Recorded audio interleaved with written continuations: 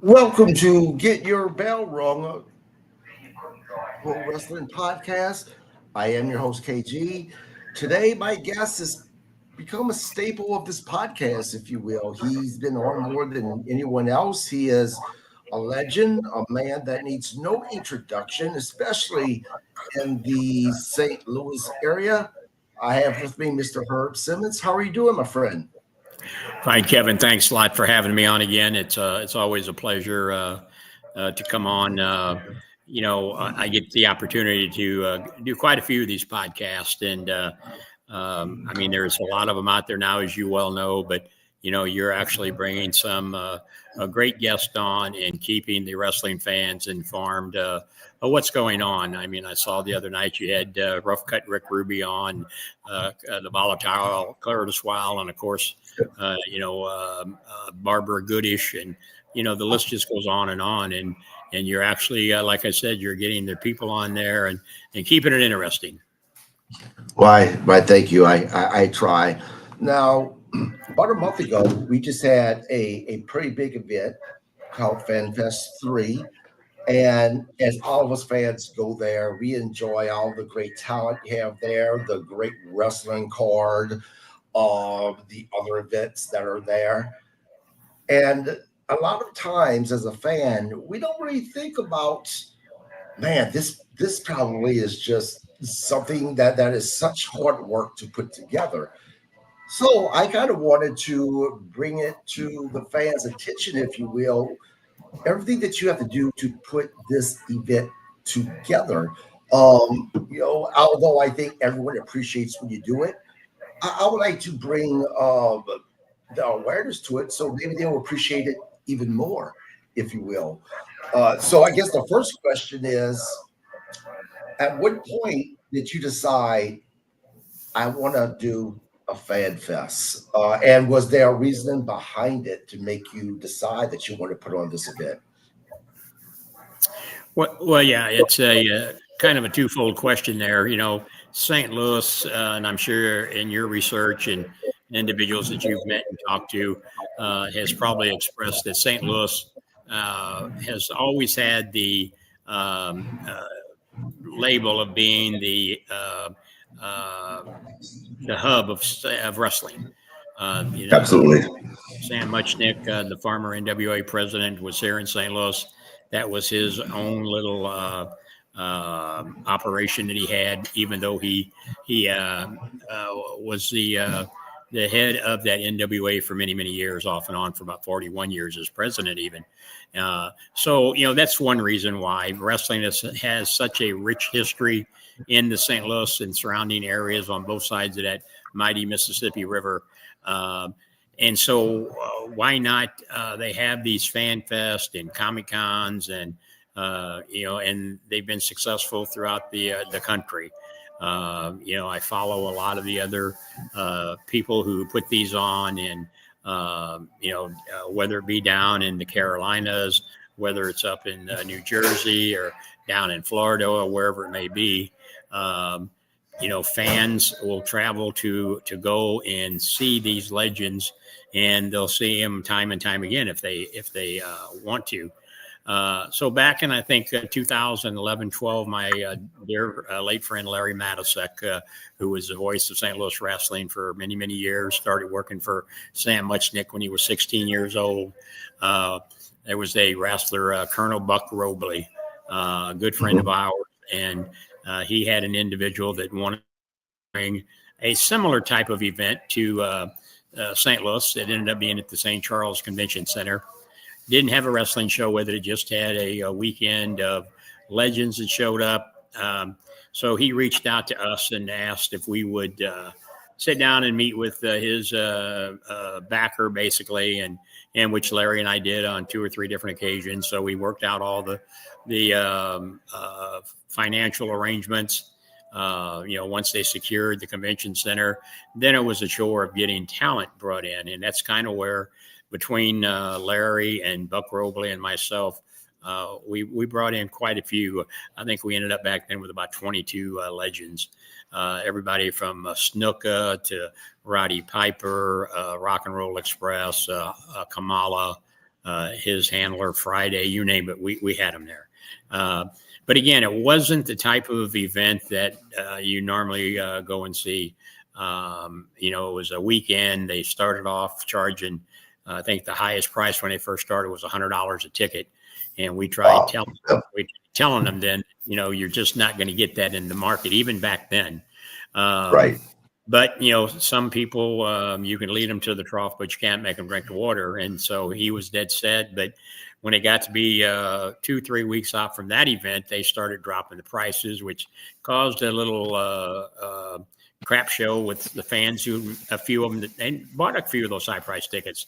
Well, why are you dropping the prices now? Why wasn't that price? So he ended up having to refund some of that money. But needless to say, it wasn't the type of show that they were wanting.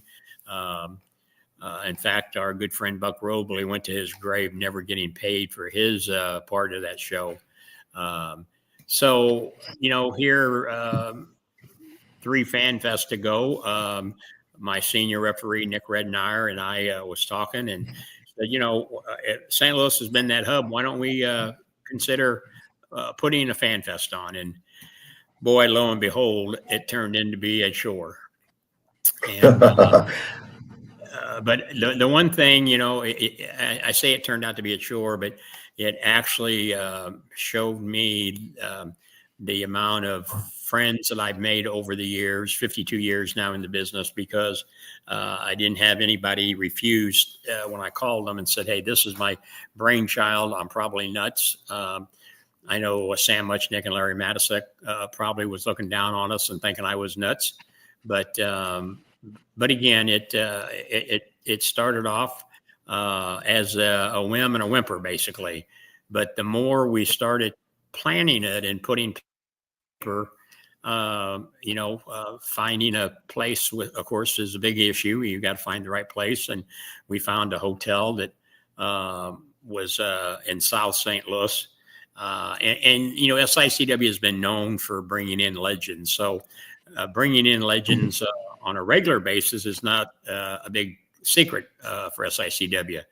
At one time we had a Halloween spectacular we did, and we had like 12 legends in for that show. It was kind of a mini fan fest, if you might say. But again, so as the more we got to planning and you get to making the phone calls, and then the word starts spreading like wildfire. Hey, Herb's going to do something in St. Louis that hasn't been done to this magnitude before. So I got a lot of help from a lot of good friends in the business. And but still on that, when you're trying to arrange airfare for 60 legends, and some want to leave town early in the morning, some don't want to leave early, they want to fly in late at night. So you find yourself negotiating with them and saying, hey, come on now, this is once a year. Give us a little leadway here, and then knowing what your fans, what they want to see, who they want to see, and trying to keep it mixed up. Everybody says, well, the first one is the hardest, but I don't know if that's quite so. I mean, we just, as you said, finished up with Fan Fest 3, and it was a tough one. It was even with Mother Nature not being kind to us, fans still came out. They had a good time. The boys and girls that worked it had a great time. I remember that night because I'm the type of guy that's hands-on. And I think you saw that when you pulled up in there at the Hilton Hotel at the airport. we were the first ones, as I was getting Dory and Marty Funk there from the airport. You were pulling in with your lovely wife, and I remember we pulled underneath the canopy there, and all I heard was Herb Simmons, and I had never met you, only seen you on Facebook, and so that was a pleasantly surprised because you made the trip. I remember asking, where did you come from, and so it was Minnesota. It was a pleasant surprise to know that I actually said to my son who was with me, Jason, I said, I mean, there's a guy that drove all the way in with his wife from Minnesota. Man, if he can do that, hell, we may get people coming from other parts of the country, Yeah. And, so that was my first time meeting Kevin, and we became friends since then, just like you have with so many other people that you got to meet. I remember you telling me your wife was a little skeptical about what to look forward to. But I think at the end of the Fan Fest, I think that she was one of the people that I was happy that kind of got converted into a fan, Right. So I always said if I can just change one person's mind about this business, it's successful. And Yeah. I was gonna say, she went there with a mind frame of, oh, she's be nothing but wrestling stuff, which it was, but she met a lot of women there as well that she was able to connect with, and she ended up having a really good time to the point that she's actually excited about Vegas. The reunion coming up. But I want to back up to you. You mentioned finances. Obviously, I'm not going to ask you how much it costs to put this event on. That's nobody's business. But I will ask you this: is this the type of event that you have to, or SICW, whomever, have to take out some type of a financial loan where it puts this event at being at a risk of we have to make sure we sell so many tickets or else we're going to lose our pants? Is that type of risk involved with this? Well, anytime I'm getting a feedback somewhere. I wonder where it's coming from. We're getting the feedback all of a sudden. But can you hear me now? Yep, I can hear you. Feedback all of a sudden can refer to a few things. Anytime you in the wrestling business, it's a risk that you take. I don't care if it's a small house show. You run that risk. So I was fortunate to have some other vendors that jumped on board all 3 years with me, BT Collectibles and people like that, just to help offset some of that cost. And they brought in a few of the legends themselves, a few of the other vendors, Scott Wilder people and things like that. Just to, and then a couple of the smaller vendors that had access to some of the talent, brought them into 1 year. But, like I said, anytime you're in this business, it's a risk because just by the nature of the beast itself. But I think we have proven now for 3 years in a row that the fans want to see it. They love wrestling. Wrestling's been around forever and ever. Even with everything that wrestling is, there are still people out there like me that enjoy it. I grew up on it. I'm still a fan of it. I still love the mystique that gets created by it, especially with our TV show that we do every Sunday night on YouTube. I get people telling me all the time that it takes them back to the days of wrestling at the Chase or, the WTBS show. And that makes you feel good when that happens. But, when I tell you, airplane tickets aren't cheap, some of the talent's not cheap. And I don't fault the men and women like that. I've always had a soft spot for these people because back in the day, they had no retirements. They had no 401ks. They traveled from town to town. A bunch of them got in a car and drove sometimes 200, 300, 400 miles a night to get to the next show. And so talking to some of my late great friends like Bruiser Brody, the conversations that him and I would have, talking about those type of things, why the boys did that to provide for their families. So I don't begrudge them nowadays setting their price. That's why I stay friends with them. A lot of them always help me out. Because they know, one, that whatever we agree to, that's the way it's going to be. It's none of this, oh, well, I'll catch you next time, or no, I can't afford to pay you. We've never had that problem in 52 years. And I would hope that continues on. And I just hope the fans understand. And I'm glad you wanted to do this show tonight, because I think the fans need to know that it's just not pick up the phone and call somebody and, hey, I'm having a show, come in. There's a lot of logistics that have to be put together for this.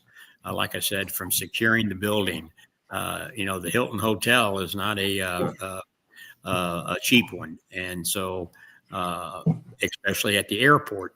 And, but they were good to work with this year. The first two ones we did at a hotel in South St. Louis that's not in business anymore. And that was my worry. They had wanted us back for this third year.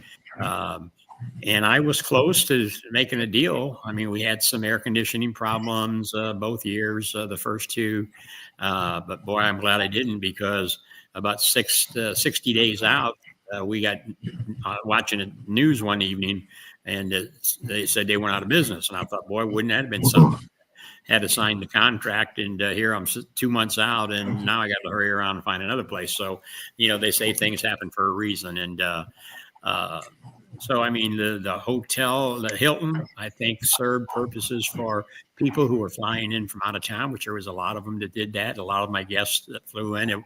It was easier the year before. We had 61 legends that we had to make. I think there was a couple of them that drove in, but so about 59 trips that we had to make from the airport to the show, and then that Sunday had to get them all out of town. And as you know, not everybody leaves town at the same time. So it was a couple of days of no sleep. I had some great fans like Frank Murphy and Don Simmons, my brother from another mother, help transport people back and forth. My son-in-law, I call him my Uber SICW Uber connection, but it takes people like that, and so I think the fans, hopefully they appreciate what it takes to put on a show of that magnitude. And I still have some of my good friends in business tell me I'm crazy, but so for 3 years in a row, I was crazy. Yeah, and I tell you what, Herb, and real quick, Herb, I muted while I'm talking. I muted you while I'm talking so that you don't get that feedback. I'm glad you brought something up, which is, you have to pay these professional wrestlers, and how you respect it, because to a smaller degree, as to whether it does a podcast, I have other podcasters that contact me and ask, how much does so and so cost, and I never tell them, because whatever deal I have may not be the deal that they'll, with someone else. But the amount of people that have told me, other podcasters, that, well, if they charge anything at all, I don't want them on my podcast. And I tell these people, and exactly what you said, this is their career. This is what they do for a living, how they support themselves and their families as well. So it's unbelievable to me, the amount of people who believe that these men and women should just be doing these type of things for free. My next question is this: obviously, there's no way that you can put this type of an event together all by yourself. If so, you're Superman. How many people does it take, or that you generally have working on an event like this, and how long does it take to actually plan a fan fest? Well, believe it or not, I sometimes I feel like I'm Superman, but because I multitask quite well, and as I said earlier, I'm a hands-on type guy.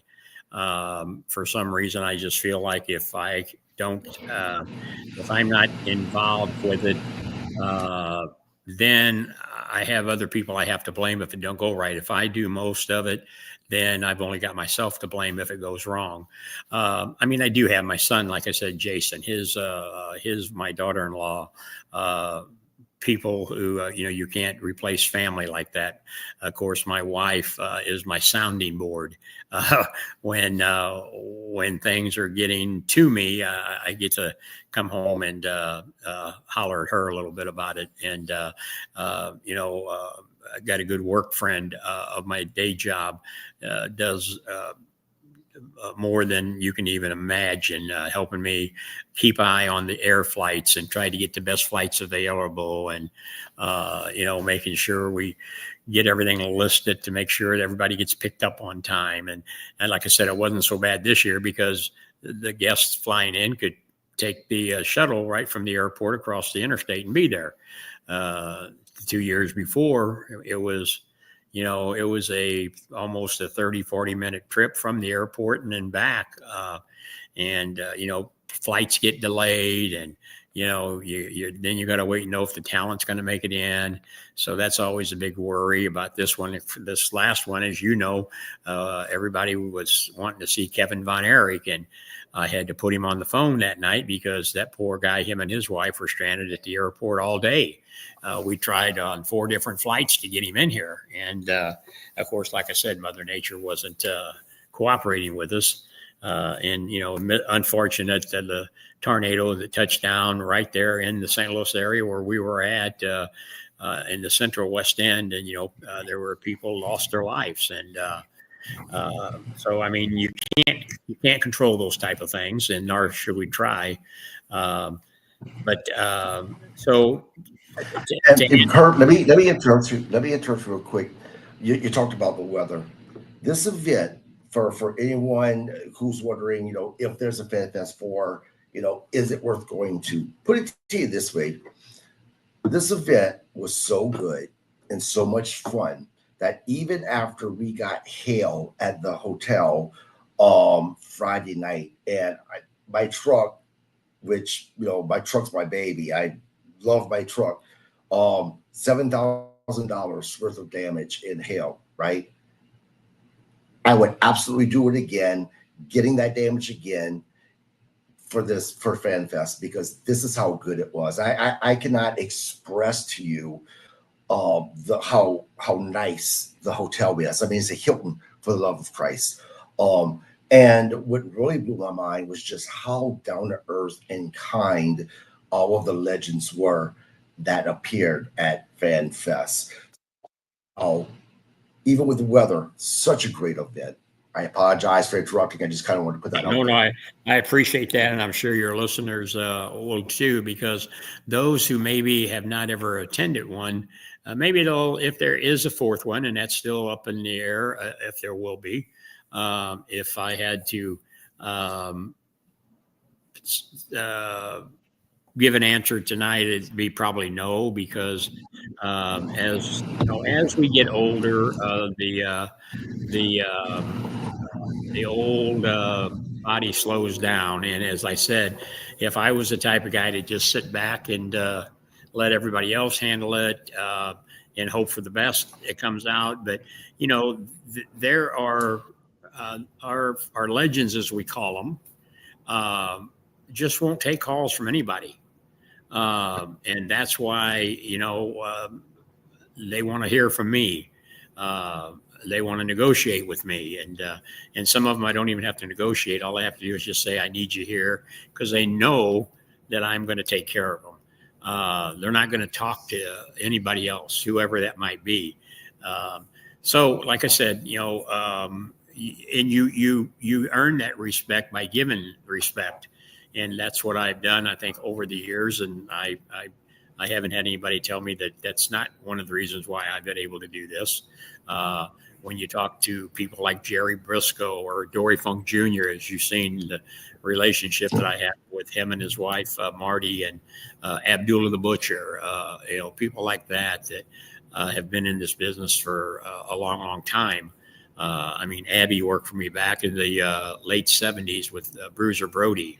And, I was introduced to people like him and Dick Murdoch and Crusher Blackwell and Greg Valentine, people like that Bruiser Brody brought in to work for us. So I've kept those relationships open. I kept that chain of communications open, whether it be just one day just telling Jimmy Hart, hey man, or calling him on his birthday and say, hey, happy birthday, brother. They like that, and you make that friendship. So when you do have something special, then you can count on them. So, but again, it's just not, these things don't get done by themselves. I can tell you, it's a logistical nightmare, and I will say that this last one, other than the weather, everything ran smooth as silk. I was overly surprised, and being at the new hotel, but I knew right away when we made the deal with them that they were professional people, and they want repeat business is what they want. Right. So you feel them out, and then if there is a Fan Fest 4, and if I happen to think about going back there, then they did real well. I know that. The rooms that I reserved, they filled up, and plus they had to open up another block of rooms for us. They did okay. The food, the concessions, they did real good on that. They set a price. I was a little skeptical of that.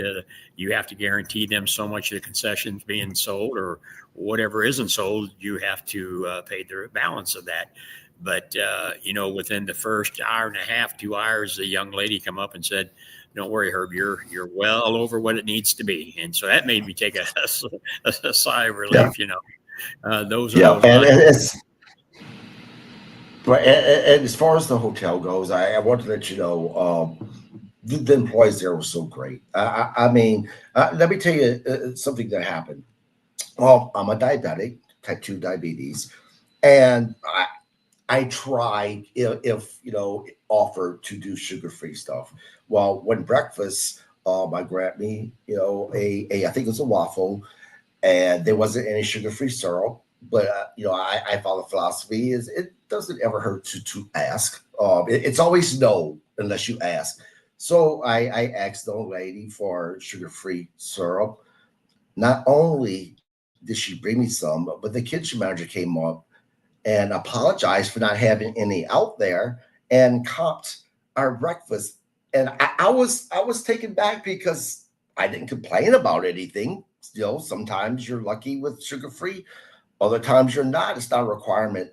But that's how kind these people were. And that's how much they wanted to make sure every single person there was absolutely happy with the event and happy with their services.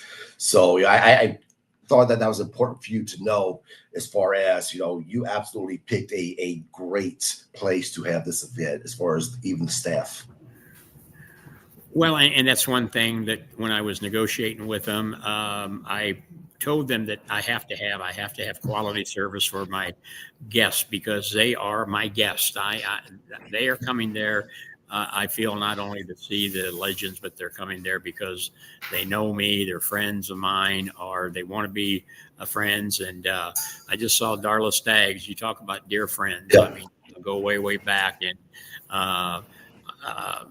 I can't ever get her to be mad at me. I mean, I always appreciate her kind words. Her and Barbara Goodish, Pam Morrison, J.J. Dillon's daughter. I mean, 3 lovely ladies that I just, it's fans like that. And not only fans, but friends.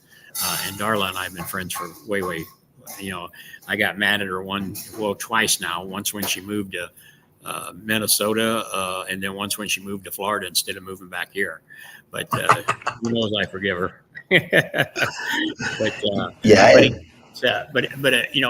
told the hotel, because what I liked about it is they assigned a hotel staff person. He was our contact. We had his cell phone number. We could call it 24 hours a day. The day of the event, we had a key to his office where he was at. We didn't even have to knock on the door. We could just go in, and he was on site if anything came up that we needed. They took care of us as a client. And I think that really made a difference. And I'm glad to hear, your experience with that, because those are the type of things that you like to hear when you have guests in from out of town. And, that would definitely be a plus for them, I think. And so part of the question that we didn't get to was how long does it take to plan an event like this? I'm sure that you're not waking up a month beforehand saying, "Oh, let me get busy with FanFest 3." What are we looking at? Well, I can tell you, I had not even left the hotel that night, the final night, that I didn't have legends coming to me and saying, "Hey, as soon as you get your date picked for next year, we're in." Fans coming and telling me, "Hey, we're back." We're, people who hadn't been there before. And of course I said, "Hey, I haven't slept in the last couple of days. Let me get home and digest everything." And of course you have to debrief everything, and you want to get everything done and get the final numbers done. And that always takes a week or so to follow up, because, you still have some expenses that are out there that are last minute stuff. And, you had to get the final tally from the hotel on the rooms and things of that sort. But, I think when we started planning the first one, it was probably 6 months that it took us to do it. Wow. When I say 6 months, I don't mean just working one day a week on it. It was several hours in the evening time, catching the legends at home, because a lot of these guys aren't sitting around at home doing nothing. They're out doing other appearances and things. So, you play phone tag with them, you leave them a message. "Hey, call me. I got a gig coming up. I want to see if you're interested." And then it may be a day or two. Some of them may take a week to get back with you, depending on how busy they are. But I'm very fortunate there too. I mean, if they see my number, they know I'm either calling to BS with them or I'm calling for business with them, and both reasons they like. And so FanFest 2 was it may have even been a little bit longer, because you wanted to prove better than the first year, and that's like this year. Everybody said, "How are you going to top what you did last year?" We didn't hit 61 legends. That we were in that 50 range, which I was happy.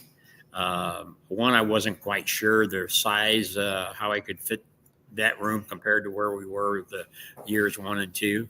But I think we had plenty enough room, even, and we couldn't leave the ring set up at the first 2 hotels that we were at, the first 2 shows. We had to rush the people out that evening after we did the FanFest, set the ring up, put the chairs up, and then have the Hall of Fame, and then have the wrestling show. Well, at least with the Hilton, it was big enough to where we had the ring, as up all day long. Yep. Made a good backdrop for photos, and it was a lot less wear and tear on the ring crew. And you were talking about the people I have helping me. Each of those 3 events we did, it was probably, when it was all said and done, half a dozen people that helped coordinate that. Which for an event that size is just unbelievable. But I think it shows the amount of people, the caliber of people that I have attached to me. Like I said, my family members, people like that, good friends, fans that follow us wherever we go. I mean, I got fans that continue to come to our shows, that their families, their mothers and fathers come 40 years ago, and the siblings are still coming to this day. So Falls Count everywhere. That's Rick. And just remember from Yep. Booking Legends and FanFest. Yeah, both. In fact, I want to say all three FanFest, Rick Ruby and Z-Miz, his co-hosts, were the first vendors, podcast people to sign on board. They didn't hesitate. Hey, we're in. We're ready to go. And they've met a lot of new fans and met the legends, and so I think one hand washes the other in this. I've heard you say the amount of people that you got to meet and the connections you made would probably take you a lot longer to ever think about doing that. So my podcast literally has doubled in subscribers, and my access to so many great guests to come on absolutely was made so much easier because of FanFest. And a funny story about that real quick is, I went there and, I told my wife, okay, I cannot act like, a mark because I'm there representing the podcast. I need to be professional. And I tell you, all of the great legends that were there, the one person that I had such a hard time with not being a mark for was Barbara Goodish, just because of how much I loved Bruiser Brody. And when I met her and I realized who she was, she is such an incredible person. But my question is this: how do you decide what legends you're going to call to have them at FanFest? Do you go through a process, or is it a matter of it's whoever I can get a hold of first? Well, believe it or not, I know the ones that will be the easiest ones to contact, and you can have a fan fest with the same people at it year after year, and I realize that people want to see a variety. But on the other note, I had fans sending messages to me. Hey, we'd love to see so and so. We'd love to see so and so. And I'd say, okay, so I'd call so and so, and if I could strike up a deal with them, a reasonable deal, bingo. Now what I've done is I've created a fan has been part of it. Now they feel like they're part of it. So now we ask, he provided. Now we're committed. We're going to go see whoever we ask for. And then I think one of the greatest comments that I heard was the way we rolled out the legends that was coming. There was days I may post one, there may be days I'd post two, and I had pretty well a lot of them already there. But if you put all your eggs out there in one basket at first, then you're still 4 or 5 months away. And we kept the social media going daily, keeping the interest there, keeping people sharing it around. And as you know from working the social media now, that's what you have to do. And that's what I would do. And then I'd maybe wait a week before I would post. And then I'd be monitoring, and somebody'd say, well, we haven't seen her post anything lately. And, we wonder what he's got up his sleeve. And then a day or two, I'd post somebody, and then we'd bring them on our Sunday night show, and we'd interview them. And so I really think that helped get the word out there. And I really appreciate that. Darla, just most fans don't work like takes FanFest a person, but her deal. Yeah. Well, I appreciate that, Darla. And then, like I said, if she was here, I'd put her to work too. Because the one you can pick up the phone and call people. And, as you said, Barbara has made connections out there in the business. They're rightly so. We're coming up on the tragic date of what happened back in 1988. And Barbara and I talked on the phone late last night about that. And, that's somebody who has been a princess. She has allowed me to help, and she helps keep Frank's name and legacy alive. When I started the Bruiser Brody Battle Royal that we do every year, she's not missed a year and she comes in and I put her to work, and she, I think she has fun with that, and we have fun with her. The SICW fans just love her, and wherever she goes, we'll be up in Waterloo, Iowa, we'll be out in Vegas together, and when you get them girls together, it's some of the best medicine that any doctor can ever give you. Just they make you laugh, they make you feel good, and I love Barbara's accent, and you sit her there and get her talking, and of course, I know stories about Barbara that nobody else knows about Barbara because her husband. Right. And I'll So, go ahead. No, I said I'll leave it at that. Oh, okay. So, my next question is, so this FanFest 3, my favorite event was with Bill Apter, with asking questions and have them answered. Is there a particular event that you do during FanFest 3 that is your favorite part of the event? Yeah, I mean, my favorite part of the event is two things: when it starts and when it's over. And I say that seriously, because the stress level that you have, that I have, I am a perfectionist to the fact that I want it done this way. If it's not done this way, what could happen?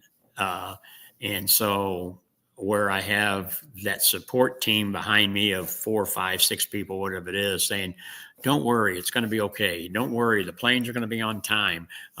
Don't worry, this is going to be good. I worry because I know that in the blink of an eye, all hell can break loose. And, and then if one thing happens, it seems like it's a domino effect. And so, my happiest times is when it starts and when it's over. Now, everything else in between is fluff, getting to meet new people like you in person, getting to see the Darlas and the Barbaras and people like that come the last couple years. People that drove up from Texas, people that came up from Louisiana that I've only talked to on social media. And finally, they'll walk up and they'll introduce themselves. And then you say, oh, yeah, we've been talking on social media together. That makes it all worth it also. The matches, my locker room, I can't say enough for them. I mean, they tore it down again this year. The girls, Lilith Kahn, Mrs. Hyde, hard hitting action, they were in their hair pulling, gouging, and all that stuff. So you have to put that card together.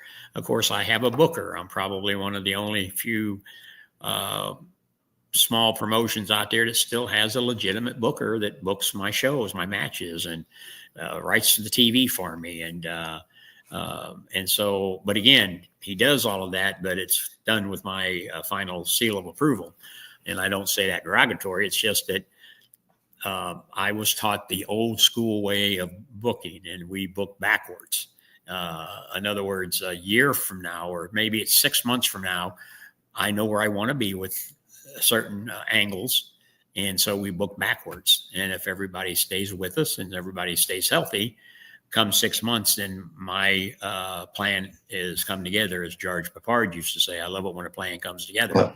Yeah. And now you got to have a plan B in case that doesn't work out for us. But it takes a lot. And even with our little YouTube channel we have, television, whether it's streaming, whether it's the YouTube, whatever platform it may be, or if it's our little St. Louis television station that we're on, Paranormal Intrigue TV, that's a different animal than doing a house show. On the little TV show out of St. Louis, you have to have it timed to the minute because they have to drop in their commercials. And so, you have to be precise at that stuff. And you can't run over. If you do, they're going to cut it for you, and they may cut it where you don't want to cut. So, so the stress level gets real. I handle stress pretty good, other than I just get angry and want to say a few bad things. But most of it, people will work to make things right. And then, like I said, seeing the fans show up and I just thought it was unique. That's why I brought it up at the beginning, to pull up there that early morning. I want to say it was midnight or so, or even later than that. And then hear the first person that gets out of the truck that I had no idea. And it's you. And we'd been talking back and forth, and I didn't know what time you were going to get there. I didn't plan that. But to meet you that way, and your wife was just that kind of started off the whole fan fest, and it kind of just grew from there. Yeah, I agree with you saying, because as you said, you had been on the podcast, and we communicated back and forth, and we communicate from time to time through text, but you just don't know who that person is exactly until you meet in person. And that's what I told my wife. I went, man, Mr. Herb is exactly who he said he was. He was such a kind guy. This is going to be a great weekend. My next question for you is there any ideas that something that you want to do at FanFest that's different that you've not been able to do as of yet? And is this something that if you see a FanFest for, we may see? I think once you get the first couple of ones underneath your belt, I think other than trying to make it better, you may end up costing yourself more headaches. And I think I speak on that from seeing other people try different things. I try to rely on fans a lot, because they're the ones that's buying the tickets. They're the ones that's putting the butts in the seats, per se. Yeah, I mean, you may not have heard me say, but I know some of your listeners.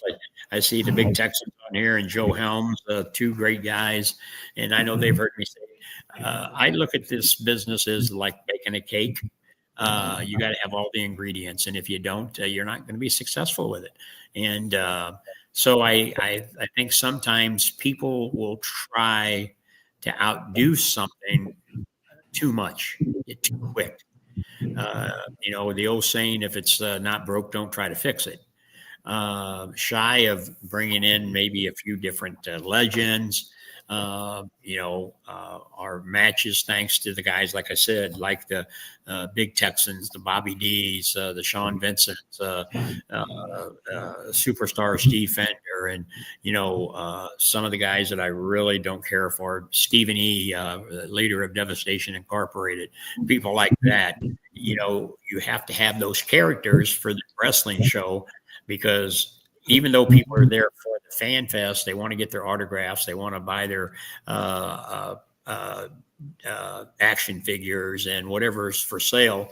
They still want to see those men and women getting in there, kicking butt and taking names. And without a good locker room, it's hard to do that.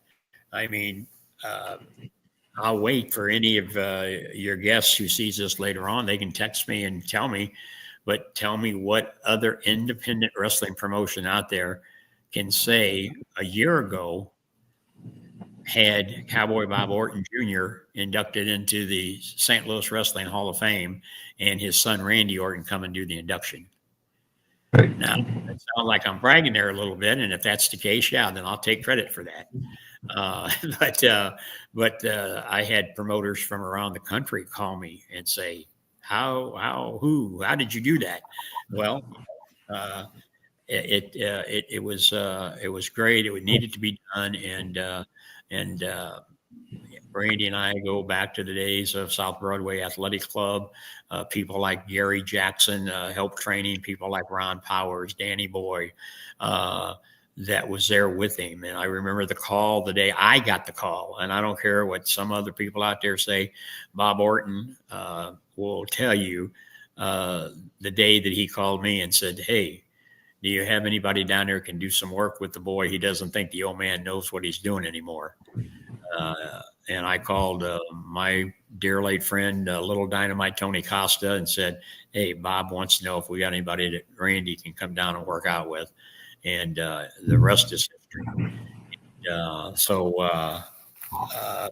I mean, again, I'll wait if any other, maybe I'm wrong. Maybe there's a promotion out there that of our size, of our ability to put things together. If they had Randy in their ring, then I'm wrong.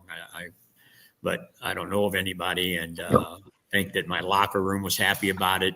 I know I was extremely happy about it, and not just Randy, but his brother Nathan, who is a stand-up comedian in New York, come down and stole the show, roasted his dad, basically. The whole entire Orton family joined us that night. And it wasn't Randy didn't run in and run out. I mean, he stayed a couple hours there, with us. So those are the highlights of FanFest. Would I try to top it? I don't think you can. So to answer your question, if, and it's a big if, it's even though it's a 2-letter word, it means a big if there would be a FanFest 4, I would have to give that a lot of consideration. And then at which time that I would either, if I determine yes, that's when the clock starts ticking, because if you snooze, you lose. And the sooner you start on that, the more prepared you can get. And so we'll cross that bridge when we come to it. And I want to wrap it up. I know this is about FanFest 3, but I want to talk about something else real quick, and this I'll wrap it up. You have a pretty big event happening coming up in Waterloo.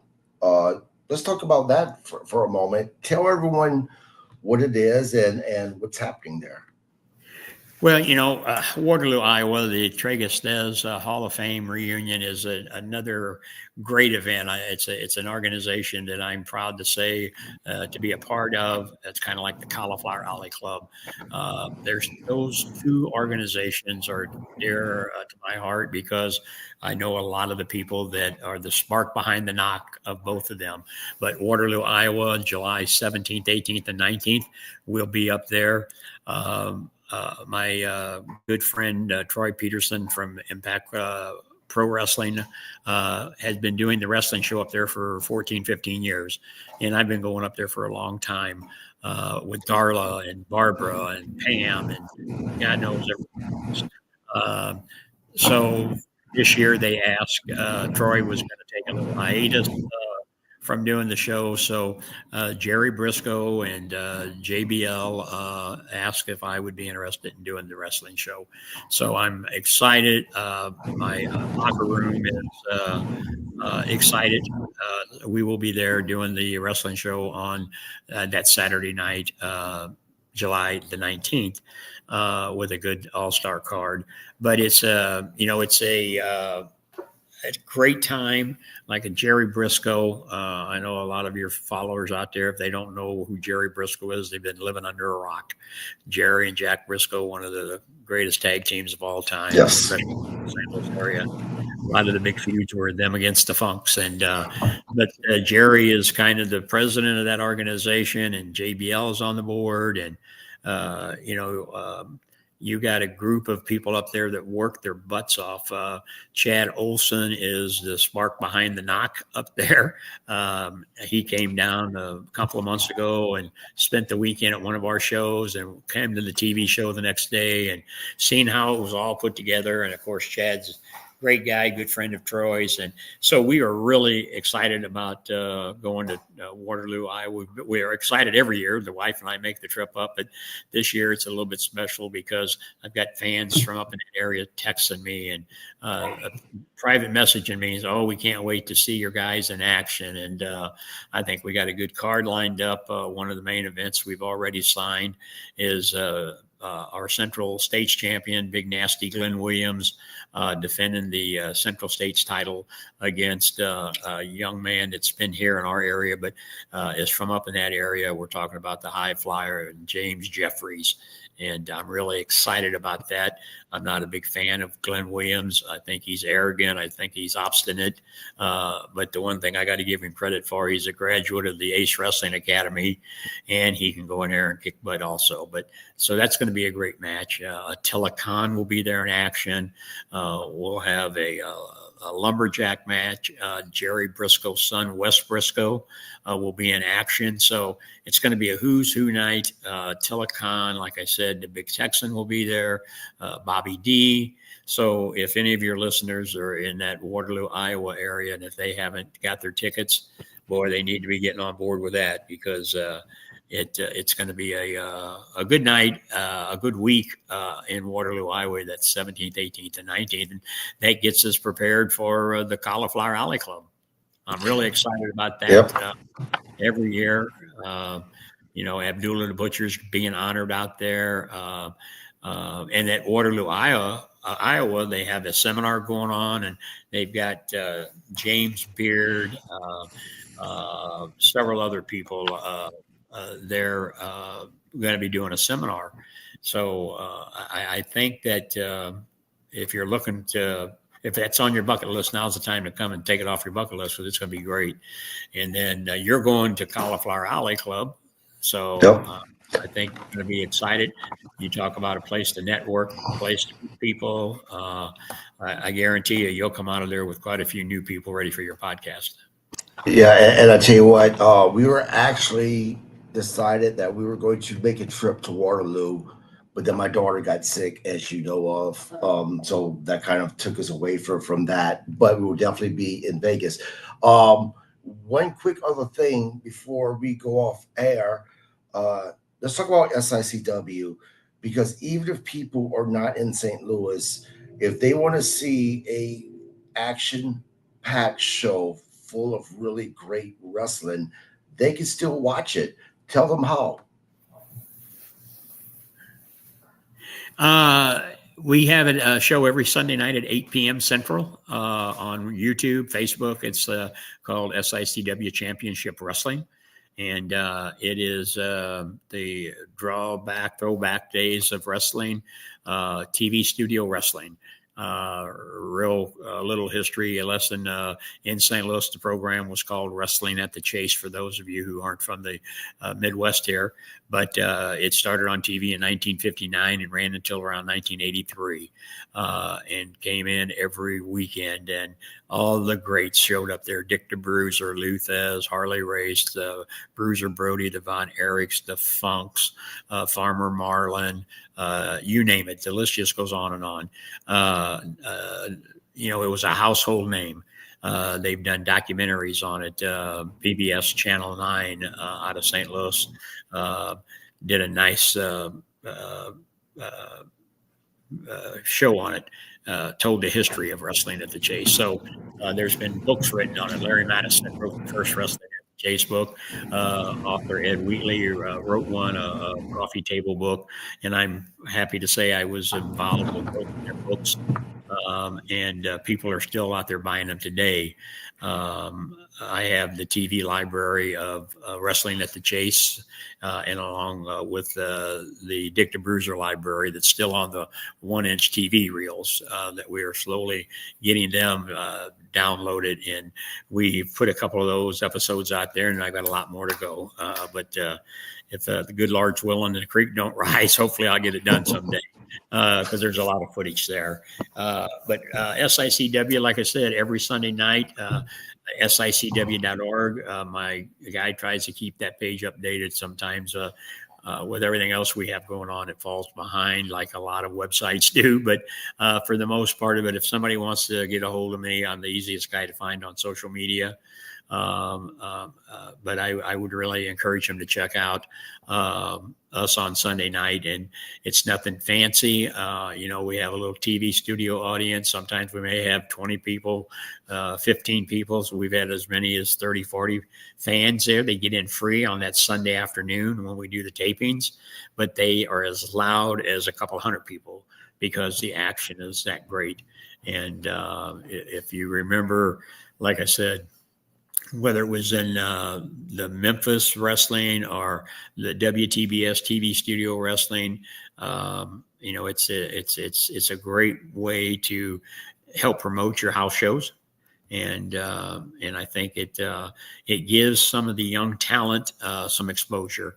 I mean, we've got guys that have graduated from the Bob Orton Ace Wrestling Academy, Brandon Beretta, Glenn Williams, people, Joey Vanetti, people like that.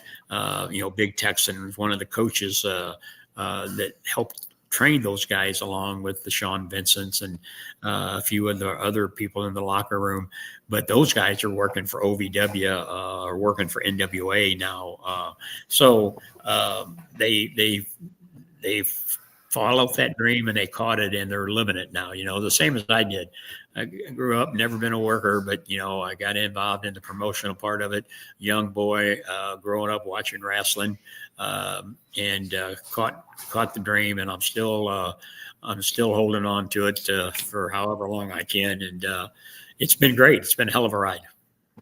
Good. And speaking of Big Texan, he just brought to our attention, or reminded me that Mr. Herb, you're being honored at the CAC this year as Promoter of the Year. Congratulations.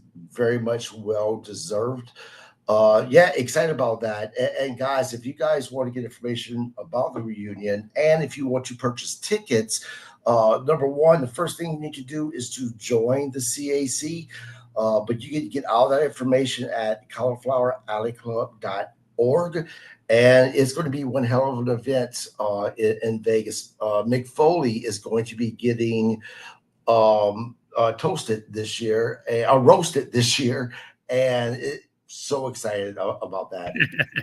What was that, Herb? Yeah. I said he'll be toasted also. Yeah, yeah, absolutely. Yeah, I think when you get out there, you'll see everybody has fun. Everybody it won't be. They may be strangers when you first get there, but before you leave there, they will be friends. And and I'm going to throw a little plug out there for the Big Texan. They have their own podcast, and I don't know if you've had him on your show yet or not. But that's in the works. The guy is a wealth of knowledge, and I think if you want somebody that knows a lot about the business and the history of it, the Big Texan would be somebody you could get on there, and he will definitely entertain your listeners. Yeah, I was hoping to get Big Texan on in August. I was going to reach out to him in a couple of weeks. He's still in this on my radar as well. Guys, tonight at 7:30, Bob Cook, myself, George Strong, and Mark Slayton, and actually Joe Helms will be on. We could be doing the recap of Monday Night Raw. Again, that's at 7:30 p.m. Central Time. Mr. Herb, thank you so much for coming on. It's always a pleasure to have you on. I always enjoy speaking with you. Well, I appreciate the invite as always. And if you would tell Bob I said hello. I know we were scheduled to do a show one night, and I think he slept in and didn't make it. So we tell him he still owes us a night on. And Bob is one of those guys that I think never got his just dues in our business that he should have. And great individual. And I can't wait till I catch up with him again. Absolutely. You all have a great night. Again, thank you, Mr. Herb. Thank you. Uh-huh.